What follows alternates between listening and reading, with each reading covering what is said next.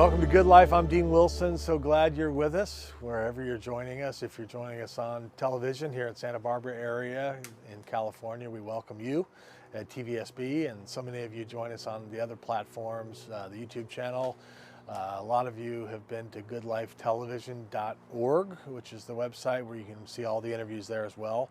I'd encourage you to subscribe to the YouTube channel so you can be notified when new content comes. It's every week. There's constantly content coming on the YouTube channel. I think there's almost 500 videos there. So we've had a lot of amazing guests, and then we break up those full form interviews into what we call power clips. So there's a lot of these great moments where you can see those as well. And then finally the podcast, which is popular for some people. You can search any podcast platform at Good Life Conversations. Good Life Conversations is the podcast platform. So I hope you'll join us on those different various platforms. We're loving seeing you, and we're talking about the good stuff, and we're talking with great people who are doing great things and great stories, all walks of life. So it's been really fun. We're glad you're along for the ride. My guest today I'm really excited about. He has been kind of a legend in radio for many years. His name is Dennis Mitchell. Welcome, sir. Thank you. Thank you very much for having me. I really appreciate it. You do have a good radio voice now. That's what everybody says. Yeah, it's the right profession. We all hate hearing our own voice, but it's nice to hear other people say that. Thank you. It's a good voice. So Dennis, we were talking before we came on. He's had a passion and a great career in radio. He produced and hosted Breakfast with the Beatles, which was kind of a fantastic thing that we'll talk about. And then recently his project, there's a town south of here called Carpinteria, which is a wonderful, wonderful town.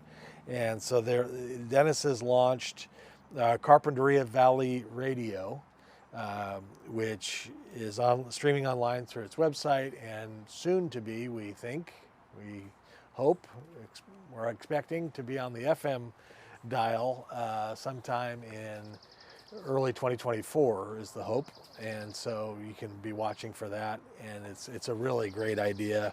But I want to start with kind of your upbringing. Where'd you come from? Where'd you grow up? Kind of what was that like? Riverside, California. A military brat.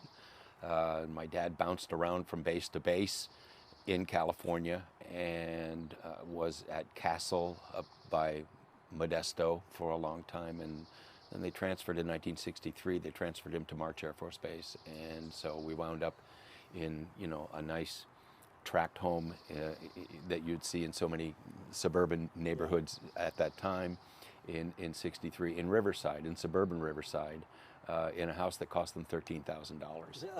4-bedroom house. Oh my gosh. Wow. So yeah. Did you go to high school in Riverside? Yes, I did. I went to Ramona High.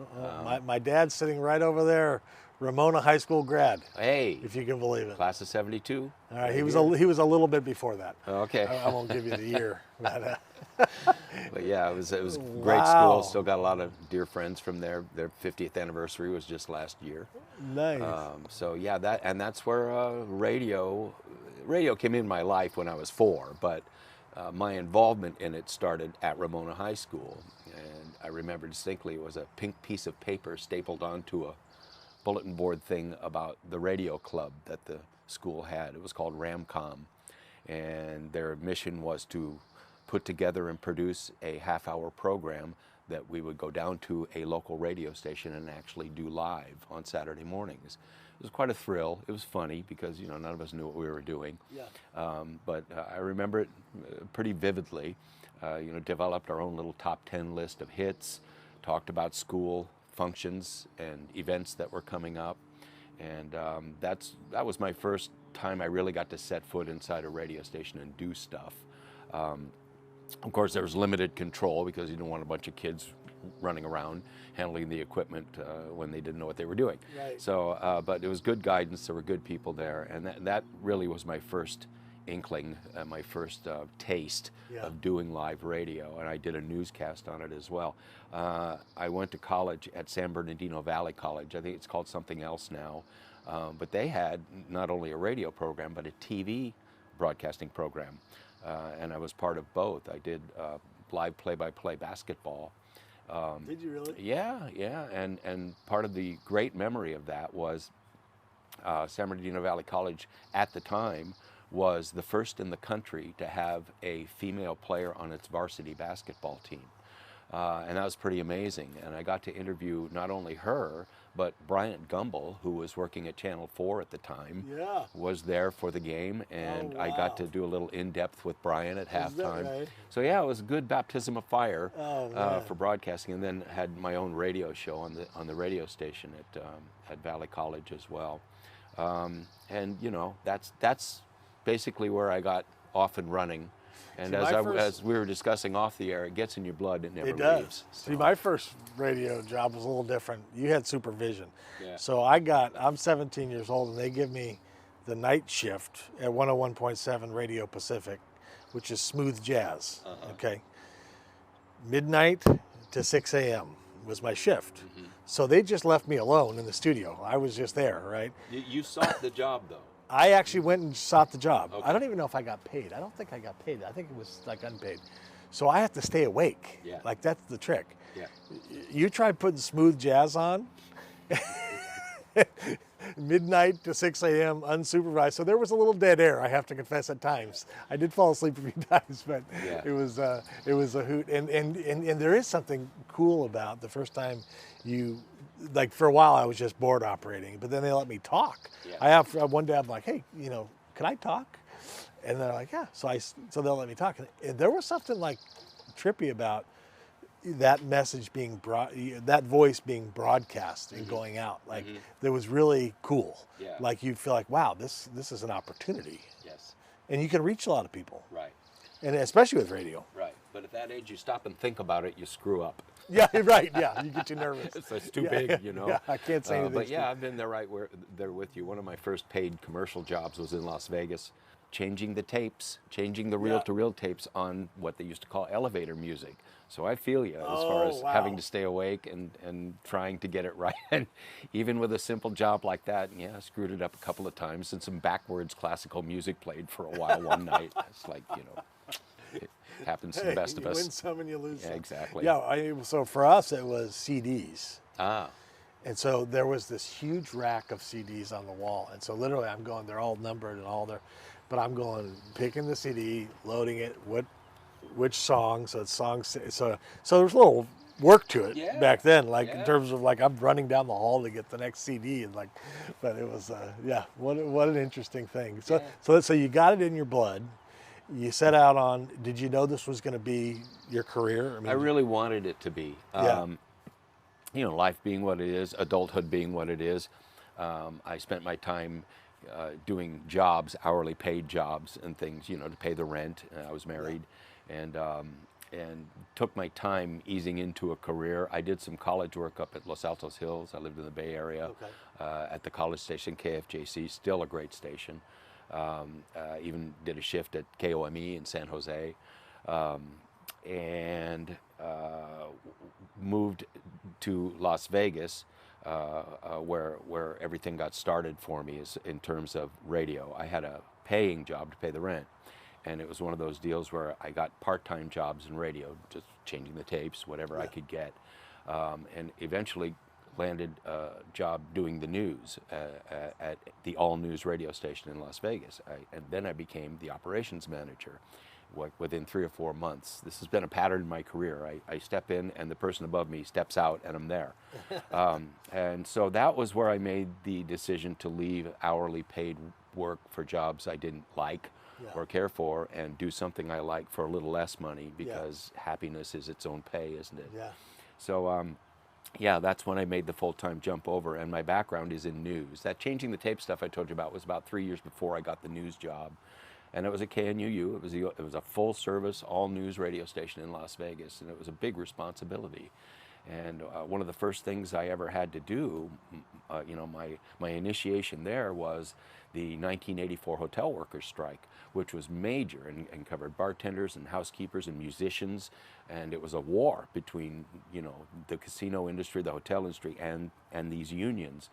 And I talked to Senator Harry Reid a few times on the air about this, and that's where I learned about stringing for major networks, where I would feed CBS a little 60-second piece, and you get a little extra money for that, or Associated Press, RKO at the time.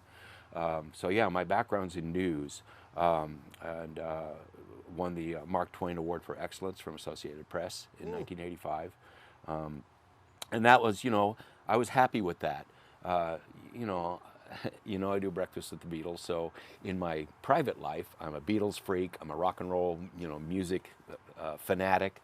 But I'm doing the news during the day and enjoying it, and enjoying my radio experience. I'm not saying this to flatter you, but you must have been really young. 1980. I started later than everybody else in my career, at least. I was like approaching 30 when I was doing that. That's fantastic. And like I said, I was proud of the work I did. And after a few years of doing that, I was approached by one of the rock stations in Las Vegas to see if I wanted to be their news director. And I said yes, because doing all news is a grind. It's like I said, it's very rewarding work. Nothing is better than getting accurate, dependable information out to people. So I took that ethic over with me to KKLZ, the big rock station there, and worked with a morning show. And then they hired another morning show that came in that were the two. It was just the funniest morning show I've ever heard in my whole life. Really? It remains that way, but they were bad. They got themselves into trouble a lot doing on-air stunts and things that, the upside is just hysterically funny. Yeah. But the station lawyers were always pulling their hair out. So I was all in that little mixture too, and doing kind of a hip kind of newscast each hour, calling it a dose of reality. Those were really great days. Those are really, really fun days, and got to hang out with rock stars. And Little Richard came in one morning, and comedians that went on to be huge and famous. Ray Romano came in before he was just doing stand-up at the time.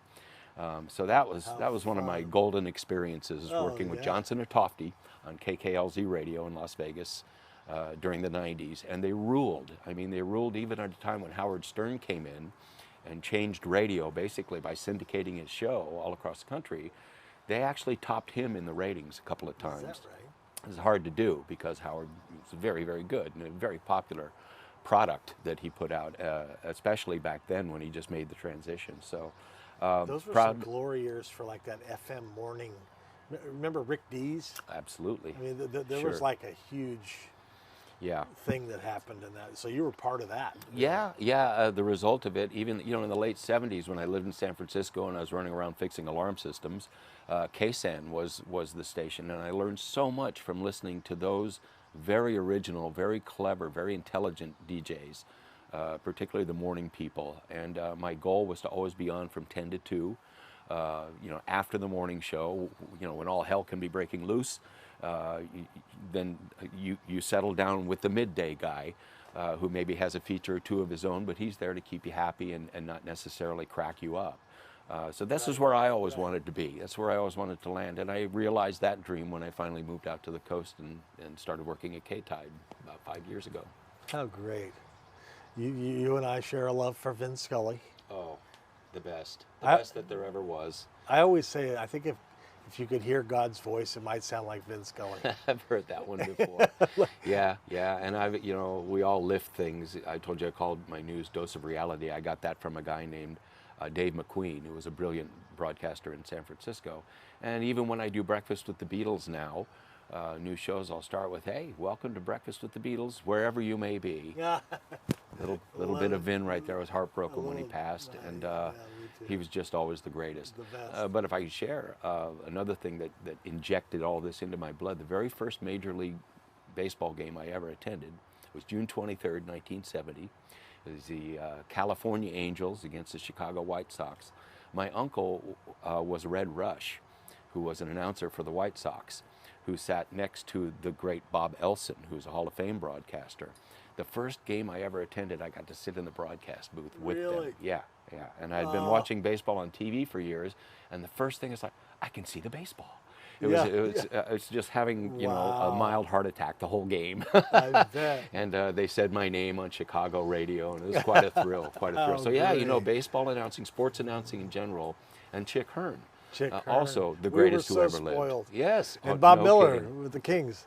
We had Chick Hearn, Bob Miller, and Dick Enberg. Oh, yeah, that's right. Yeah. And between Chick Hearn, Bob Miller, and Vin Scully, like growing up with that, it was like, how could you not be interested in radio? Or like I was like, and it was as good as, they're just all as good as it gets. I mean, they're the gold standard. You know, everybody, and I love the new guy, Joe Davis, but it's like, it's hard to listen. It's hard to not hear his voice. And there's something about radio that's intimate in a sense that it comes, somebody coming into your home or your car, and where you feel like you know them. I got to meet Vin Scully a few times, and when I did it, you know, I'm looking at him like he's my best friend. He's looking at me like, who is this guy? You know, but you do feel like they're your best friend because they're in your summer nights. For me, my dad can attest. Vin Scully was Vin Scully. Yeah. You know, Yeah. and there's an intimacy that radio brings almost. There is. These people are your friends. Yeah. It used to be this way. Things are in such a transition now.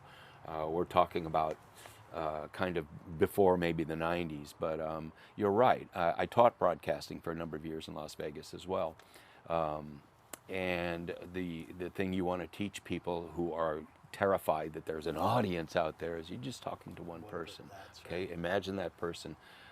You're in the car with that person. You're just chiming in. You're letting them know. You know, you're keeping the conversation pleasant and mutual.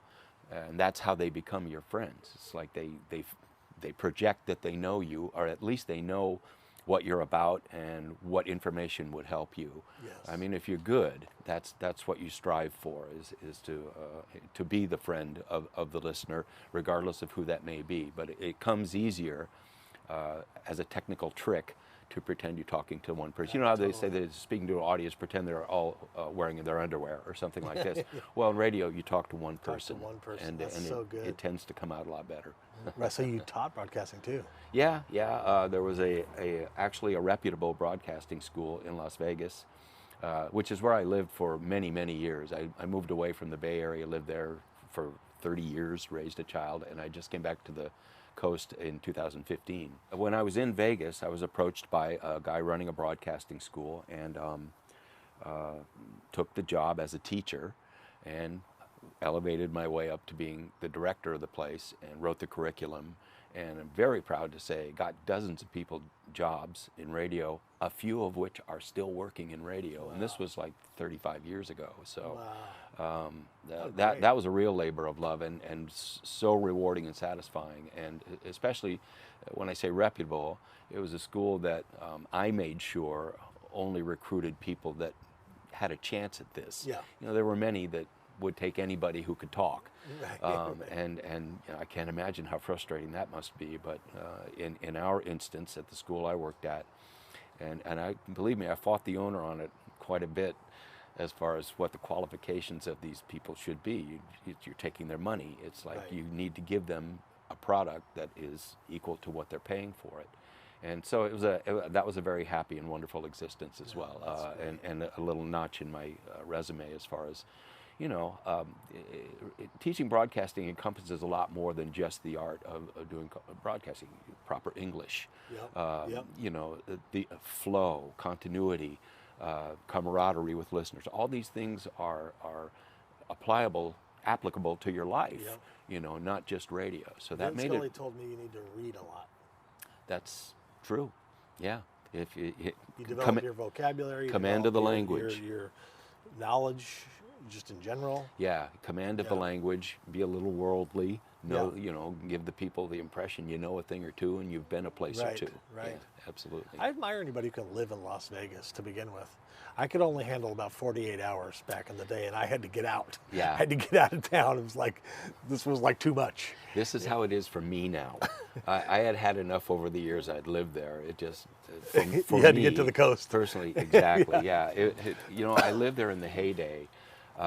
When I moved to Las Vegas in '79, it was still mom and pop from Iowa bringing their quarters, you know, and locals got great deals. We could get a breakfast anywhere for about $1. Yeah. And it was wonderful. It was really fun. It was still fun. Fremont Street, they'd close the street and there was a party out there every New Year's Eve. Golden Nugget. Oh, yeah. Back in the day. The Mint, the Horseshoe, all those great old places. The Silver Slipper. You know, those were wonderful little places, and people come to town. We'd have a blast with them. And the radio station, the rock station I told you I moved to, was actually across the freeway from where the Mirage Hotel sits now. But at Is the that time, right? it was the dunes and just that little part of the strip there. We watched one by one, we watched from our parking lot, watched the implosions of those buildings go down. And then as we'd go to work each morning, we saw the new buildings come up over about a 3 or 4 year period. And that was a wonderful time too. You know, Steve Wynn led the way and transformed Las Vegas into a more, I don't want to say upper class, but just a bigger deal than it even was before that. From there, for me, it kind of corporate. It kind of, when they built the city center thing, everything became a much longer walk for a much less payoff. Right. Locals aren't treated like they used to be. You actually have to pay for parking everywhere you go. Yeah. I do go. My son lives there. My grandson lives there. I go back a few times a year and visit, and we still have fun, you know, and still know how to have fun. But that's why I tell Vegas, it's great to go have fun there. Don't live there. You know, the local services leave a lot to be desired sometimes, Really? and agencies to deal with and stuff like that. It can be a real hassle. And then there's the heat. Yeah. Oh man. I don't miss that a bit. No, not at all. Not at all. And I was a desert rat. It was no problem moving there. I grew up in Riverside. My dad used to take us down to Salton Sea when you could actually swim in it. Oh. That's how old I am. And so the heat never really bothered me. But after watching the town take the shape it did, it became more of a factor, a negative factor. Yeah. So I came out here and I love breathing the cool air. Oh every man, day. we're sitting here right now. It's July and it is nice, and I'm wearing a suit and not sweating. Breakfast with the Beatles. Tell people about this. When I got the job at the rock station in Las Vegas, they had a Breakfast with the Beatles show on Saturday morning, and my dear friend Jeff Anderson was the host.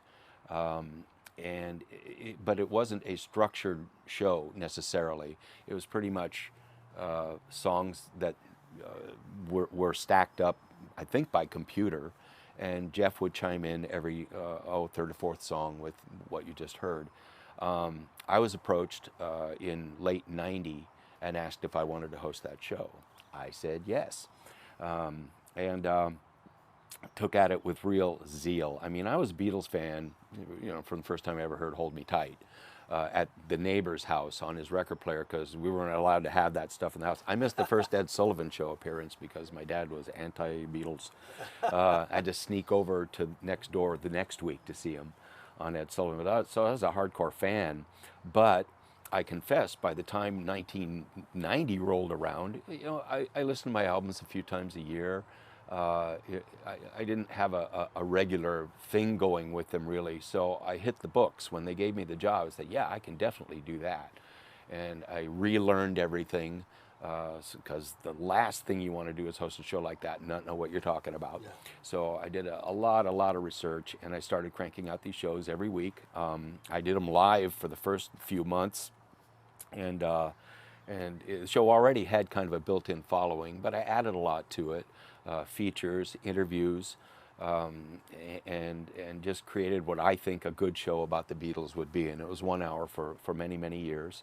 I went on to win every media award you could win in Las Vegas and Nevada, for that matter, and just so rewarding. And the journey has been the reward in terms of, to this day, I learned stuff. You know, there's such a universe of stuff out there, and especially since social media, everybody knows everything. Yeah. It's very hard to find people that don't know the rudimentary things about the Beatles. Well, back then, a lot of people didn't know even the simplest things, so you were bringing an education to them, but it was the Dr. Plummer thing. I wanted to speak to longtime fans with intelligence and on their level, but not talk down to new fans that were never into the Beatles all that much. But here's why you should be. So that was my job each week, and it's still going strong. This show is still on 70 radio stations worldwide every week. It's including K-Tide in Santa Barbara. And I've just recently started a 24-hour stream of all the past shows. I've done 1,600 shows plus. Oh my gosh. So the archived editions are now running back to back on a stream, and that's been a joy as well. Yeah. How do people find that? What is it? Just search. Go to BeatlesRadioshow.com. BeatlesRadioshow.com. Or breakfastwithbeatles.net. not .com. Breakfastwiththebeatles.net. Right. Breakfastwiththebeatles.net. And then go to the listen page, and there's a player right there. Click it. Oh, you can have great. Beatles I'm gonna anytime you check want. that out. Yeah. What's your favorite Beatles song? Do you have one? The next one I hear. You've been asked that before, haven't you? That's a pat answer. Yeah. Leanne grilled me about that before we got over here. But yeah, it's a hard question to answer. One single song out of, and a lot of people are still surprised. They actually only did about 240 songs 240. as a band. Not counting all the solo stuff, which Right. is its own little universe. But it's so hard to pick one out because there are so many great ones. And, I interviewed once Little Steven from Bruce Springsteen's E Street Band about his favorite songs. It's very individual. It's unique to every person. It's what about their music speaks at you. Is it the love songs? Well, that gets your mind going one way. Or when they got into psychedelia and they talked about your mind, or adult relationships when they got off the boy-girl stuff. Everybody has a different way that the Beatles speak to them. And Little Steven told me his favorites were like She Said from Revolver, and The Inner Light, which is that Indian-sounding thing that George did for a B-side. So those are the things that appealed to him. Lots of people are just mop top all the way. And after Revolver, not so much. They just love that, the mop top Hard Day's Night era. Yeah. And then others just swear off like anything before Revolver. They don't want anything to do with this, like Sgt. Pepper, Revolver's like. So it's very hard to nail it down to one song. I tend to go for the later era too.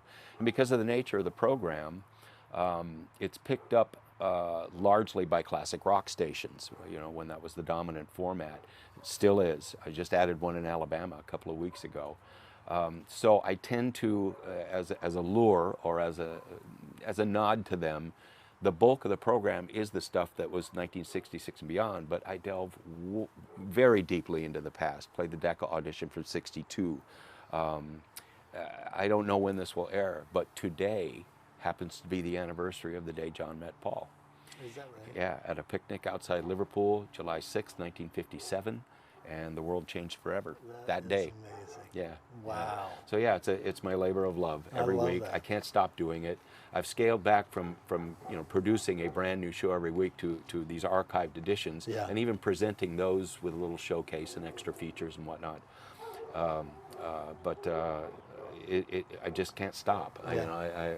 I love the band. I'll always love the music. Talked to Ringo a few times. Interviewed Yoko 5 times. Have tried relentlessly to get an interview with Paul, but that's hard to do. But the music's always there, and the reward is making it flow and meld together on themes and things, just DJ stuff, But also running lots of sound bites and audio bits that were crucial to their existence and their arc. And that's the real challenge too. And that's been kind of a joy too. Social media and YouTube have brought us all kinds of stuff to the surface that even people like me and people who do Beatles shows and are the elite of Beatles knowledge, we're just finding out about things, that have come to the surface. You may have heard about the new record that's coming out. The last record that will ever be released by the Beatles. It's going to be called Now and Then. You may recall in 1995, when the anthology came out, they had 2 John Lennon demos that were just John sitting at a piano on a cassette. So the sound wasn't great, but Jeff Lynne of ELO took everything into the studio and cleaned it all up, and they came out with Free as a Bird and Real Love. Brilliant, excellent sounding records. There was a third one, but the vocal on it sounded so bad that George, they said it's a 4-way democracy, and George said no, because it just doesn't sound good. Well, Paul has enlisted Peter Jackson's technology of AI to clean up that John Lennon vocal. And now they're going to release it. All 4 Beatles will be on it, and you hear John's voice crystal clear up front. It's a beautiful song. There have been bootlegs of the song that somebody else kind of produced, floating around on the internet for a long time. You could hear it today. So it's a beautiful song, but to hear it in perfect quality, I'm really anxious for that. I didn't know that was happening. Yeah. AI, hey, AI is doing something good. Yeah, there's one example. So real quick, but it did prompt a huge controversy in that people were going, oh, you're faking John's voice. This is AI. This will be and Paul and Ringo have both put out statements. No, it was strictly used to clean up background noise and make that vocal pristine. There is no fake vocal put in. Still John. Got it. And all 4 Beatles. So there you Brilliant. go. And that should be in a few months. Carpinteria Valley Radio, we only have a minute. Tell us what your vision is for this. Carpinteria Valley Radio is the station Carpinteria needs, because media in Ventura and Santa Barbara don't always give Carpinteria the love it deserves. Yep. Stuff is always happening there, but you have to wait a few days to get it that way. So I'm on every morning, 7 to 9, doing local news, traffic, weather. All of our programming is Carpinteria-centric. Interviews with movers and shakers locally. Big changes are coming to the town, and you can find out and stay on top of what is going on in Carpinteria at carpinteriavalleyradio.com. There's a player there. We are going to apply for an LP-FM license, become a low-power FM station. The window opens in November. We're very optimistic that Carpinteria might have its real, like a Pinocchio radio station, that we want to make into a real little boy radio station. Right. So that's the next step, will be to file papers with the FCC later this year, and hopefully a year from now we'll be on the air in your radio. Love it. CarpinteriaValleyRadio.com. There it is. Yeah. I love the shirt. Thanks. CarpinteriaValleyRadio.com. For now, that's where you find them. They stream every morning, news, lots of great information. And then hopefully real soon on your FM dial, if you're in Carpinteria, and you can get real Carpinteria focused news and content. It's a great idea. Thanks. So great to meet you. Thanks. Same Thank here, you. man. Yeah, Thank you I for love asking it. me. I really appreciate it. Great career, great impact. I love everything about it. And thank you for joining us. We'll see you next time.